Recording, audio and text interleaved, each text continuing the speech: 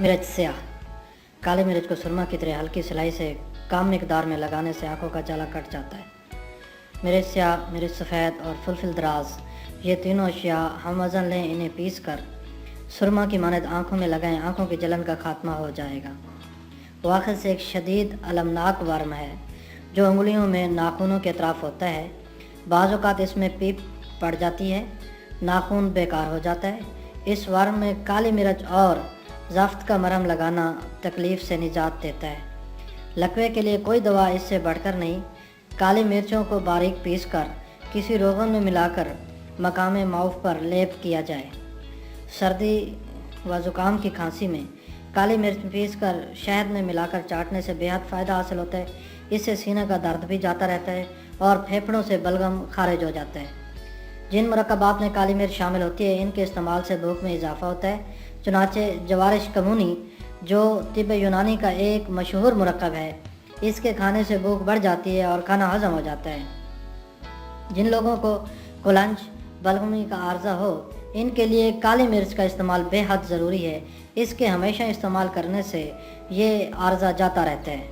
मिर्च स्याह को घी में घुसकर सुंघाने से आधा सीसी को आराम हो जाता है। मुस्लिह बलंग मुक़व्वी हाफिज़ा है, मुक़व्वी आसाब है, मैदा व जिगर और दिल की हरकत को बेहतर करता है। जहर बजरिया कै निकालती है। दर्द, दंदान, रतूबी अमराज, दिमागी और सर्द अमराज में मुफीद है। इसका स्याह छिलका उतार दिया जाए तो सफ़ेद मिर्च बन जाता है। अक्सर अमराज पेट, स्याह मिर्च 2 तोला चीनी के बर्तन में डालकर इस पर नमक लाहौरी 5 तोला बारीक पीस कर डालें। इस पर 5 तोला तेज़ाब गंधक और 20 तोला लीमू का अरक डालकर चीनी के दूसरे हिस्से को इस तरह ढाँप कर रखें कि ये महफूज रहे।